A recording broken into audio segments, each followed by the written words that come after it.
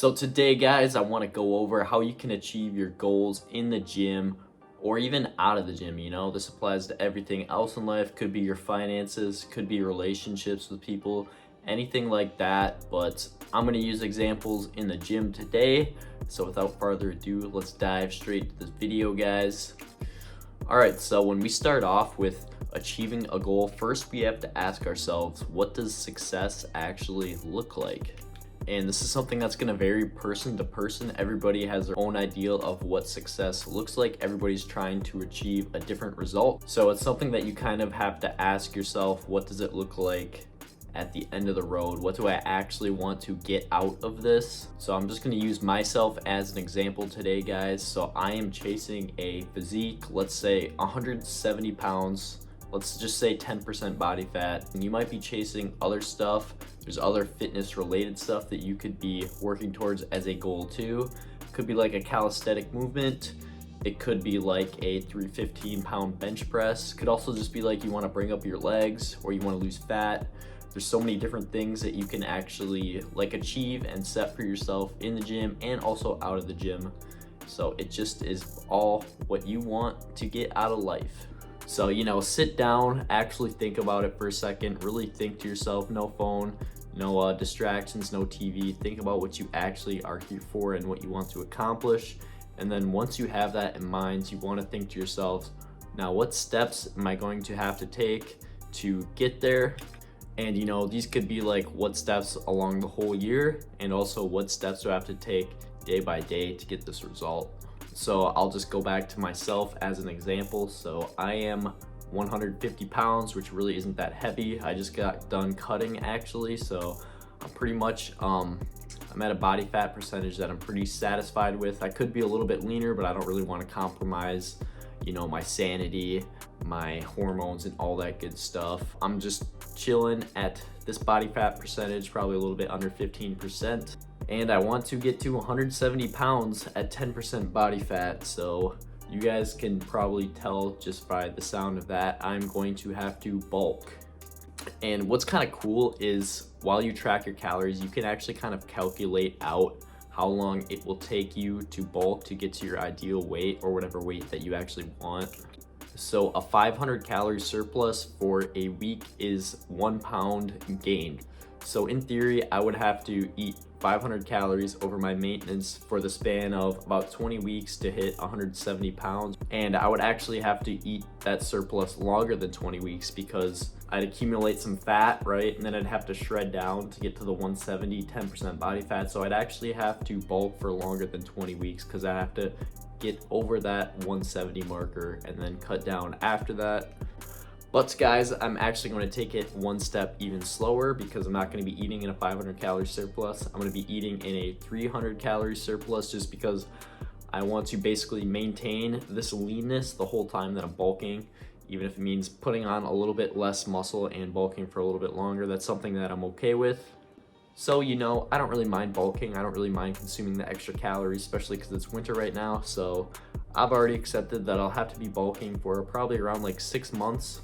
And also within that, how am I going to make sure that I'm bulking at the correct rate is going to be by counting my calories. So I'll be having to weigh out all my food that I'm eating and making sure that I am weighing myself at night to ensure that I'm gaining the weight at the rate that I want to be gaining it at. And if I have to make any tweaks in the calories, I can easily do that because I am weighing out all my foods. So guys, in my opinion, and I've kind of touched on this before, but I think that achieving a physique, it is a lot to do with your diet, especially the low body fat levels that you'll get to and the amount of muscle that you'll put on. It's basically due to caloric manipulation, basically tracking out everything. Some people get lucky and they can kind of eat whatever they want and they'll just eat in a little bit of a surplus and they're always kind of lean, so they're always just kind of putting on muscle. But for normal people, you really have to kind of dial in with what you want to do, like bulk or cut, because if you just eat at maintenance and you stay the same weight, you cannot make progress for a very long time. It's a very scary trap to fall into, so you got to be really careful with that. So that was just kind of a side note there. And your guys' goals may be completely different. Like if you're a power lifter, you might want to bulk on a 500 plus calorie surplus. If you're really trying to get super strong, you don't really care about how you look, you don't really care about keeping a lean physique. Everybody's gonna be a little bit different with what they wanna do with diet, and your goal might not actually require you to do anything with your diet, especially if it's like financial goal or something like that, or a relationship goal. You might actually not have to do anything with your diet, but I guess we'll stick to more on the fitness side of things today. So we broke down what I have to do kind of diet wise to get to my ideal physique, and now we'll kind of break down the training. It's really not too crazy because your training should stay for the most part kind of similar between bulking and cutting. There shouldn't really be too many differences. You still want to keep the intensity high no matter if you're bulking or cutting. If you're like powerlifting or training for calisthenics, it might be a little bit different, but we're mainly just talking about bodybuilding today. So bodybuilding is what we are going to talk about. And when it comes to actually training, there's basically two variables that you really want to hone in and focus on when it comes to your training. And they basically are intensity and consistency. Those are the two big factors when it comes to training for like bodybuilding. It's really not too complicated. You kind of just go in there, get a good pump, try to disrupt and tire out the muscle. You definitely want to keep track of your progress, aka the weight you're lifting, the amount of reps that you're doing in the gym. You want to have like a routine that you can compare to last week and make sure you're progressing this week. That's called progressive overload, and it's definitely something that you want to do, especially over the long run. You can look back and see all of your progress, and I think it's really important. And I think everybody should definitely track all of their lifts to ensure that they're making progress, ensure you're doing maybe like a little bit more than you did last week. Because as I've said before, and I'll say it again, guys, progressive overload is like the main factor when it comes to muscle growth and actually building muscle. So you want to get stronger to help you get bigger, right? So just make sure you're tracking your lifts, right? Other than that, make it a routine that you can stick to. You don't want to tell yourself you'll be going to the gym for 6 days a week, and then some days you go for 6, some days you go for 4, some days you go for 5, some days you go for 3. You want like an actual routine that you can stick to and compare what you did to last week. So it just makes things a lot easier, makes things a lot better, and makes things a lot more consistent, which is very important. And in terms of intensity, you want to be training at least 3 or less reps in reserve, or even to failure if you really want. If you are training to failure, I would just recommend doing less sets. You can vary up the exercises a little bit. I made a video about that. If you're training to failure, you can do a little bit less sets. If you're not quite training to failure, you can do a little bit more sets.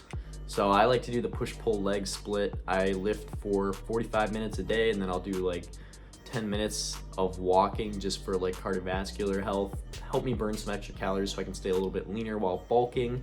So I do about 6 sets per muscle group per workout with around 3 different exercises. So it's about 2 sets per exercise, and then I just go to failure on those. I found it's what gives me a really good pump. I usually like to kind of switch up my training and experiment with different stuff. And you don't want to switch around your training too much, but you can have fun with it.